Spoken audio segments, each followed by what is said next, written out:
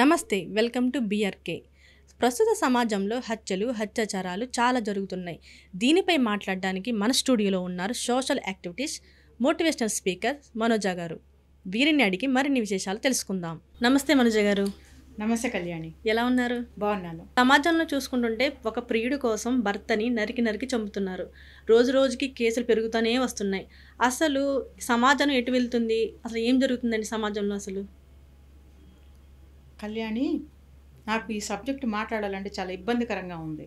ఎందుకంటే గత 2024 జనవరి నుంచి ఆల్మోస్ట్ ఆల్ 1.5 year 2 years నుంచి కూడా ఇంతకుముందు మగవాడు మీద దాష్టికాలు, ఆడవాళ్ళ మీద దాష్టికాలు చేస్తున్నారు మగవాళ్ళు, ఆడవాళ్ళని చంపేస్తున్న మగవాళ్ళు, హత్య చేసినటువంటి మగవాళ్ళు, కడుపుతో ఉన్నటువంటి భార్యను చంపేసినటువంటి అబ్బాయి, ఇలాంటి సంఘటనలు విన్నాను. ఇప్పుడు ఈ సంవత్సరం దాదాపు 2 సంవత్సరాల నుంచి వింటున్నది ఏంటంటే ప్రియుడి కోసం చంపేసినటువంటి భార్య, ప్రియుడి కోసం పిల్లలకు విషం పెట్టినటువంటి తల్లి, ఇలాంటివంటి ఘోరాలు నేను వింటున్నాను. ఇప్పుడు మీరన్న సబ్జెక్టు తమిళనాడులో నందిని అనే అమ్మాయి చక్కగా భర్తతో సంసారం చేసుకున్న తర్వాత ఇద్దరు పిల్లలు, ఆడపిల్లలు పుట్టారు. భర్త కూడా ఆయన ఒక తమిళనాడులో ఒక హోటల్లో పనిచేస్తూ ఉంటాడు. ఇది ఒక గ్రామంలో ఉంటారు వీళ్ళు. అతను అప్పుడు మద్రాసుకి వెళ్ళి ఆ డ్యూటీ చేసుకొని అక్కడ వారానికి ఒక 2 సార్లు వచ్చి భార్యతో పిల్లలతో స్పెండ్ చేసి వాళ్ళకి కావాల్సినటువంటి ఇంట్లో అవసరాలని సమకూర్చి ఏదో డబ్బు ఇవ్వాలి కదా భార్యకి, ఇచ్చి పోతా ఉన్నాడు. వారానికి 2 సార్లు వచ్చి చూసుకుంటున్నాడు బాధ్యతగా. మంచి సంసారం అని అనిపిస్తోంది వింటుంటే. ఎందుకంటే ఇంతకుముందు ఏం కంప్లైంట్లు ఉన్నట్టుగా కనిపించట్లేదు. సడన్గా ఒకరోజు ఈమె వాళ్ళ ఆయన కొన్ని రోజుల కోసం ఉండాలని వచ్చినప్పుడు భర్తను తీసుకొని నా ఏదో సరుకులు కావాలని అడిగినప్పుడు చిన్న కూతుర్ని మాత్రం బండి మీద ఎక్కించుకొని వీళ్ళిద్దరు కలిసి పక్క ఊరికి వెళ్ళాలి. గ్రామం నుంచి పక్క ఒక టౌన్కి వెళ్ళి సరుకులు తీసుకోవాలి. వెళ్తున్నప్పుడు దారికి అడ్డంగా ఏవో కొబ్బరి మట్టలో ఏదో వేసున్నారంట. ఏదో ఒకటి చంపడానికి ఏదో ఒకటి అడ్డ వేశారు. ఇతను అది మెల్లిగా దాన్ని దాటించే క్రమంలో స్లో అయ్యాడు బండి. అక్కడ నుంచి నలుగురు సడన్గా వెనక నుంచి వచ్చేసేసి ఆ పొదల్లో నుంచో పక్క నుంచో ఎక్కడి నుంచో మొత్తానికి ఒక నలుగురు వచ్చేసేసి ఆ అబ్బాయి మీద అతి దారుణంగా, ఈ భరత్ అనేటువంటి వ్యక్తి మీద దారుణమైనటువంటి అటాక్ చేసి స్పాట్లో అతన్ని చంపేశారు. ఈ ఘటన చూసి ఈవిడ ఏం తెలియనట్టుగా యాక్టింగ్ చేసేసి హస్బెండ్ చనిపోయి గగ్గోలు పెట్టి ఎప్పట్లాగానే ఒక మహానటిలాగా ఈమె జీవించేసి ఆ పాత్రలో తప్పించుకోవడానికి ట్రై చేసింది. అంటే యాక్చువల్గా పునాది ఈమె దగ్గరే ఉంది, అది వస్తున్నా అక్కడికే. ఈ లోపల పోలీసులు ఇంట్రాగేషన్ తేలింది ఏమిటంటే ఆ చిన్న పాప ఎవరైతే ఉన్నారో పక్కింటి అంకులు వచ్చి చంపేశాడు డాడీని అని ఆ అమ్మాయి అక్కడ చెప్పడంతో కేసు మొత్తం బయటకు వచ్చిందనమాట. ఈ నందినికి ఎవరైతే ఒక బాయ్ ఫ్రెండ్ ఎవరైతే ఇంటి పక్కన దగ్గరలో ఒక ఈమె కంటే 4 ఏళ్ళు 5 ఏళ్ళు చిన్నోడంట. అంటే అక్క ఆయన వస్తున్నట్టున్నాడు ఇంటికి. ఈ పిల్లలు ఆయన్ని మామయ్య అని పిలుస్తున్నట్టున్నారు. అందుకని చెప్పి పలాని మామ చంపేశాడు డాడీని అని అమ్మాయి పోలీస్ స్టేషన్లో చెప్పడం జరిగింది. ఇంత దౌర్భాగ్యము, ఇంత దుర్మార్గము, ఇంత వ్యభిచారకరమైనటువంటి ధోరణి ఉన్నటువంటి ఆడవాళ్ళు ఉన్నంతకాలం మగవాళ్ళ జీవితాలు ఈ విధంగా అయిపోతున్నాయి.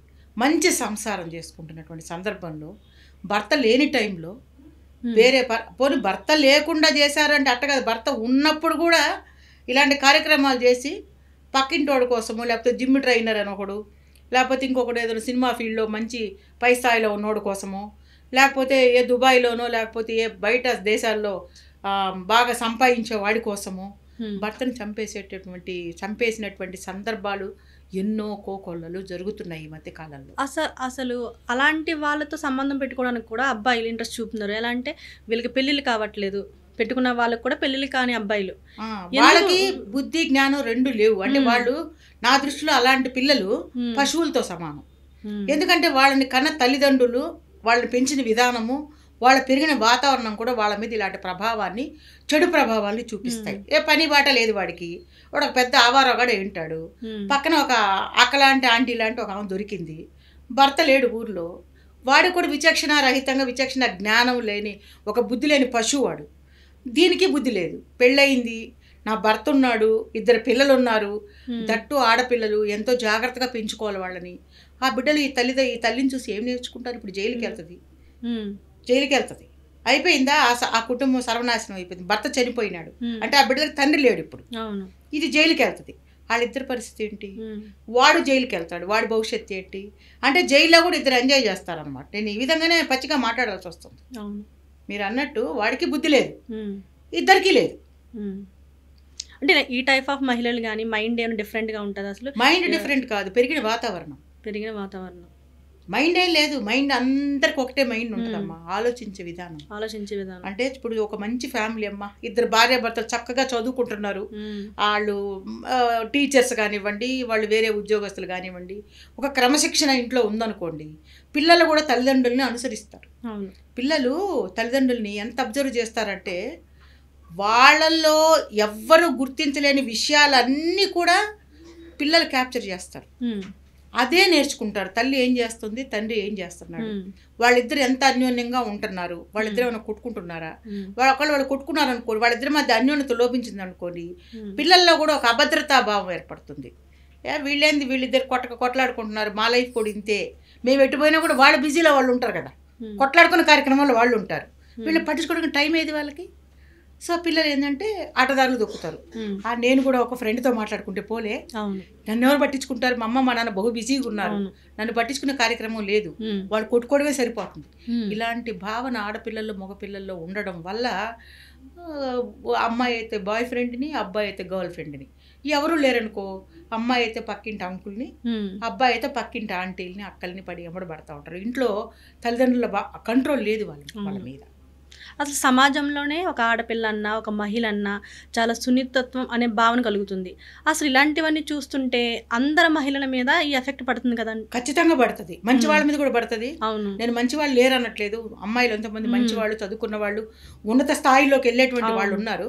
ఇలాంటి దరిద్రపు నీచ నికృష్టమైనటువంటి ప్రపంచంలో బయట లేడీస్ మీద కూడా గౌరవం లేకుండా పోతుంది. వీటి యొక్క కకృతి అంటే వీళ్ళకి లగ్జరీస్ కావాలి, మొగుడిచ్చే తిండి, మొగుడిచ్చే సుఖము, మొగుడిచ్చేటువంటి బట్టలు, మొగుడిచ్చేటువంటి డబ్బులు సరిపోవు, ఇంకా లగ్జరీస్ ఏదో కావాలి, ఒక ప్రత్యేకం కావాలి.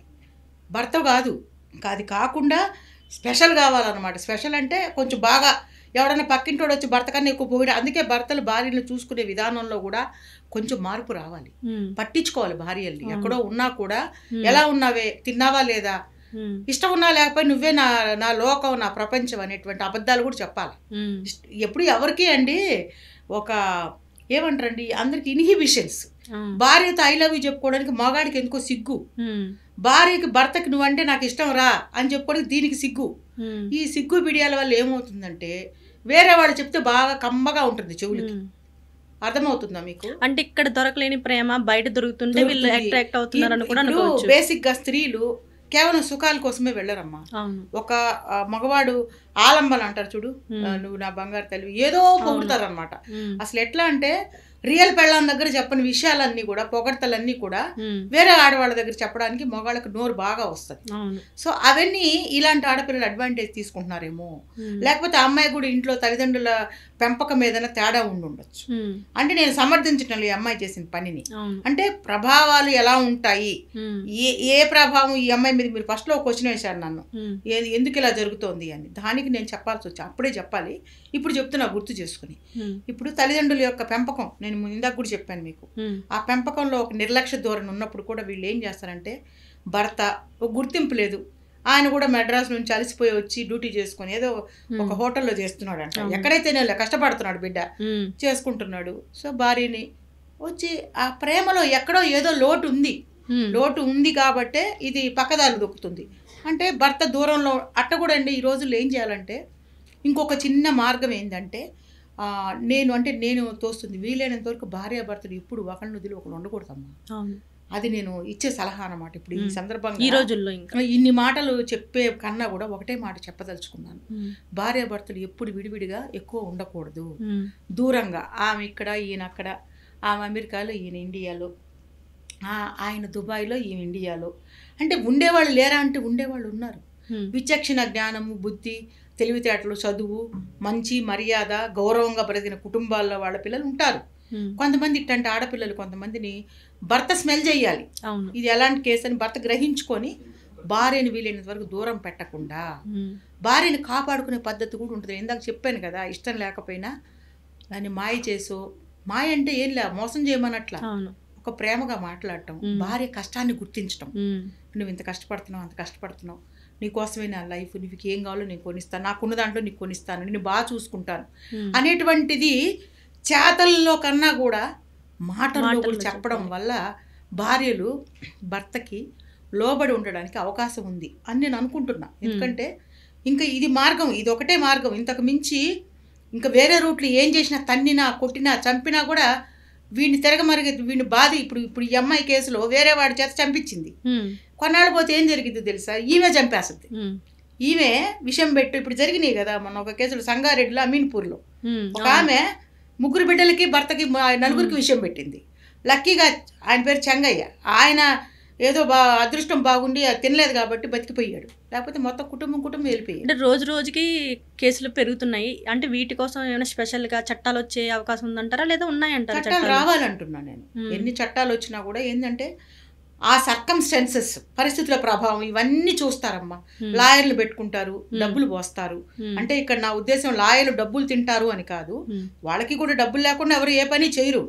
తీసుకొని మసిపూసి మారేడుకాయ చేస్తారు కేసుని. అది అలా అలా ప్రొలాంగ్ అయిపోతుంది. అసలు ఆవిడకి ఏ శిక్ష పడిందో తర్వాత ఎవరికి తెలియదు, అసలు ఎవరికి గుర్తు కూడా ఉండదు. మళ్ళీ ఈ లోపల మనం దాని గురించి మనం ఒక 4 సార్లు మాట్లాడుకున్న తర్వాత, ఒక 2 రోజులు అయిన తర్వాత ఆ కేసు అసలు అంతు పొంతు ఉండదు. ఎలా బయటకు వస్తారో తెలియదు. మళ్ళీ బయటకు వస్తారు, మళ్ళీ సమాజంలో ఆ పురుగులు మళ్ళీ వేరే పురుగుల్ని తయారు చేస్తారు. మళ్ళీ ఇది మామూలు రొటీన్ జరిగిపోతూ ఉంటుంది కళ్యాణి. దీనికి ఏం అంతు పొంతు లేదు. సో మనుషులు మారాలి, ఆ విచక్షణ కోల్పోకూడదు. నేను చెప్పా కదా ఇందాక, వీలైన వరకు భార్యాభర్తలు ఇద్దరు ఒక చోటే ఉండి సంసారాన్ని కొనసాగించుకోవడం, ఒకరి మీద ఒకరు ప్రేమగా ఉండటము. భార్య తప్పు చేసింది అంటే దానిలో భర్తకు కూడా కొంత కారణం ఉంటుంది. భర్త తప్పు చేశాడంటే భార్య ఒకవైపు ఆమె కూడా కారకురాలు, ఆమె కూడా కదా ఆమె కారకురాలు అవుతుంది. సో ఇద్దరికి లింక్స్ ఉన్నాయి కాబట్టి, ఒకరికొకరికి లింక్ ఉంది కాబట్టి ఇద్దరు వీలైనంత వరకు వేరే దూరం పోకుండా కష్టమైన నిష్టమైన ఒక దగ్గర ఉండి సంసారం చేసుకుని ఉన్నదాంతో బతికి భార్యని భర్త కాపాడుకోవాలి, భర్తను భార్య కాపాడుకుంటూ ఉంటే ఆ సంసారం బాగుంటుంది అనేది నా యొక్క మాట. Thank you so much madam. Okay Kalyan, thank you.